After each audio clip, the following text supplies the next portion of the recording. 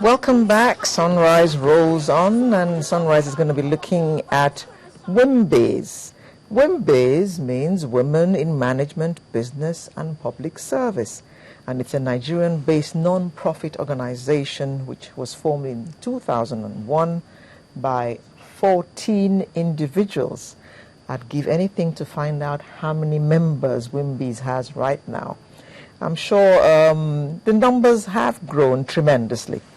And WIMBIZ's overriding vision is to be the catalyst that elevates the status and influence of women and their contribution to nation building.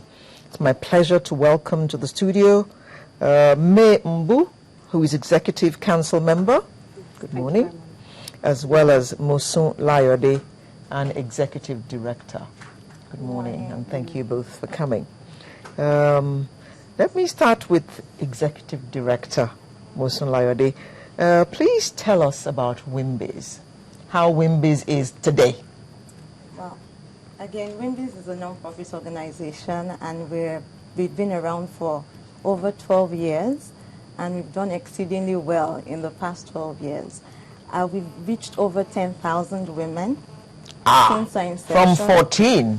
We're 14 founders, but we've reached over 10,000 women through our seminars, our programs, our networking events, our conferences.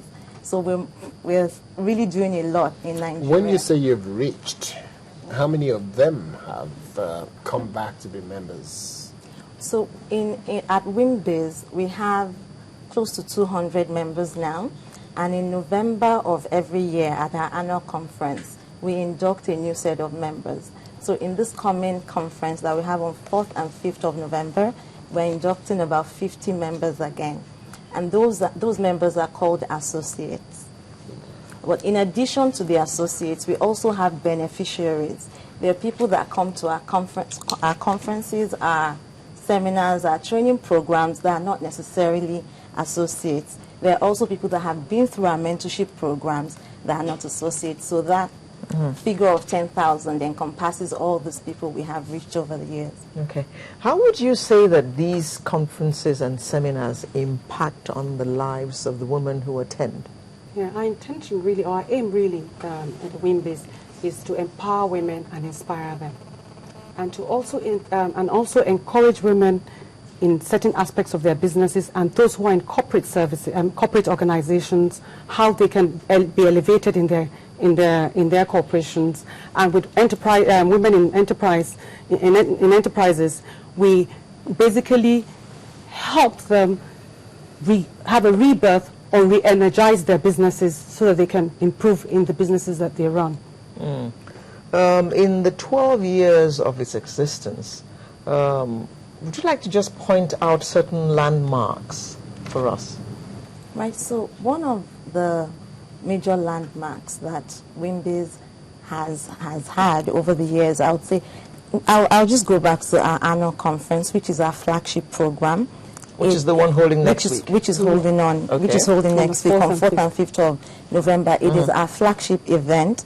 It is the most talked about female conference to attend in Nigeria. Organizations have it on their calendar, and it is extremely impactful. And it has given birth to several other organizations, several other programs over the years.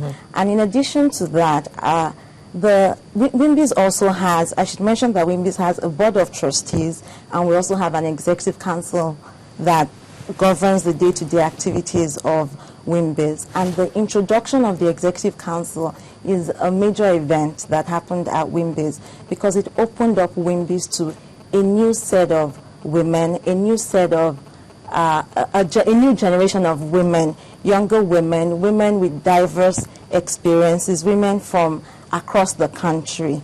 And I would also touch on a lot on some of the beneficiaries of our program that have been exposed to local and international opportunities as a result of participating in our programs.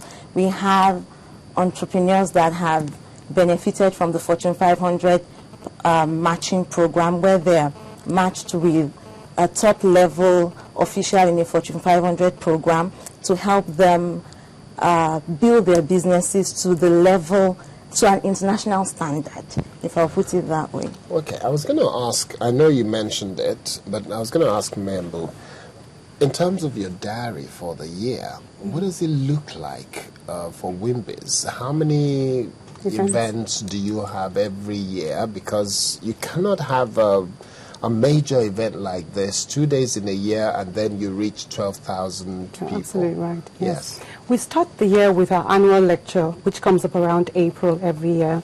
This year we had Adams Oshimole, the governor of Edo State. Then we then have the CEO series, where we have, it's basically, this year we had an oil and gas series. And then we go on to have the marketplace, where entrepreneurs come in with their businesses. All this year we had Mrs. Bola, Mrs. Remi Tinubu, who opened up. She was at the marketplace. So we have people coming in their different stalls. Some of them are even medical doctors who have their stores there, and people. A lot of artisans are also there, and general businesses. Even the odd banks are there. Bank of Industry is also there. And then we go on to have... Understandably. and then we also have our... we have our monthly, every month, every Thursday, we have our round table. This year we've had it in Abuja. We've now moved over to Ibadan and Port Harcourt. What kind of people do you bring to the round table? Surprisingly, you'll be surprised that a lot of women from diverse walk of life. And this last round table we had in October, I chaired that particular round table, and we had ladies who, a lady who had a kind of training school. So if you had a cook, a butler, a cleaner, she'll train them to the standard that you want. We had women who were in investment management. We had Mrs. Mary Apobile, who gave a talk on SMEs. So we basically take a topic and get all these women together. And women, sometimes we have up to 30 women coming from all walks of life. And some of them are young entrepreneurs. There was a young lady who has just graduated from university but makes beautiful shirts. So she was also there. And the SME topic was absolutely fantastic in the sense that she gave new ideas on how businesses can come to them, and how, I don't want to mention the bank, but basically encouraging people to come to SME, not to be afraid. They will help them. They have a planning team that will talk to them and walk them through their getting their loans. And in addition to that, a major achievement for WIMBIZ is our Winning Without Compromise program, which we recently introduced in Nigerian universities.